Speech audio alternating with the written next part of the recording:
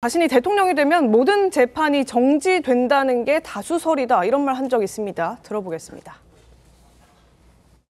대통령이 된 상태에서 재판을 이게 정지돼야 된다, 그대로 가야 된다. 대표님은 뭐 이제 정지돼야 된다가 다수설이라고 말씀은 하셨는데. 그러면 내가 하나 물어볼게요. 검찰이 네. 후보들에 대한 사건을 가지고 있어요. 네.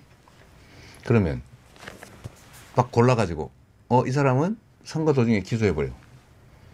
이 사람 선거 끝난 다음에 그럼 여기는 기소 못하고 저기는 기소됐으니까 재판하고 이 말이 됩니까? 그럼 나 같으면 막 다 기소해놔버리겠네 그냥 일 못하게. 상식에 비추어서 제 사건을 판단해보면 다 알 일이라서. 예. 그러니까 그게 이러면 저러면 가정에서 얘기하는 건 부적절한 것 같아서. 이 문제는 모르겠고. 고마워하시죠. 네, 이에 대해서 한동훈 전 대표, 이 대표를 가장 위험한 사람이다 이렇게 꼽았는데요. 대통령이 되면 자신에게 문제가 되는 법까지도 없앨 사람이다. 이렇게 날선 비판했습니다. 들어보겠습니다. 자기가 되는 범죄들은 다 그러다가 살인죄도 없애죠. 탄핵을 30번, 33번까지 갔어요. 저는 30번을 넘길 줄은 정말 몰랐습니다. 뭐든 할 거라는 거. 그러니까 위험하다는 거예요. 지금 현재 대한민국에서 가장 위험한 사람입니다. 87 체제를 극복해야 됩니다. 근데 이 대표는 유일하게 호환 세력이에요. 나까지는 5년 동안 난 도망다니까 이런 얘기란 말이죠. 이세돌 사범이 이런 얘기를 한 적이 있어요. 자신이 없다. 질 자신이 없다. 지금 현재에서 연조선의 문제라도 이런 건 좀 나중 문제 같아요. 중요한 부분은 이재명 대표가 한계를 보이고 있다는 거.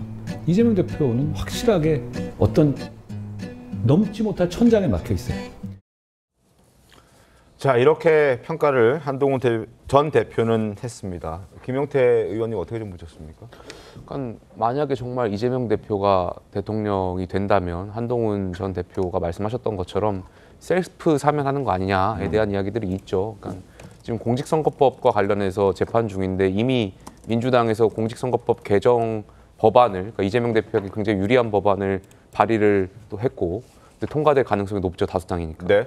또 그리고 대통령이 되면은 검찰총장도 임명하실 테니까 나머지 사건에 대한 공소 취소도 할 가능성이 있죠. 네. 그러니까 한동훈 전 대표가 말씀하셨던 내용이 한동훈 전 대표의 생각도 있겠지만 많은 국민들이 또 그렇게 생각하고 있다는 말씀 좀 드리고 싶고요.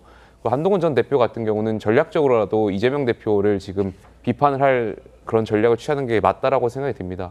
당 대표를 할 때 이제 윤석열 대통령하고의 관계와 관련해 가지고 많은 어떤 갈등이나 이런 것들이 당원들로 하여금 불편함이나 이런 것들이 있었고, 또 사실상 민주당은 지금 이재명 대표의 일극 체제이기 때문에 이재명 대표와 각을 세우고 이런 비판하는 것이 한동훈 전 대표한테도 당의 어떤 입지를 다지는 데 더 좋지 않을까 개인적으로 생각이 듭니다.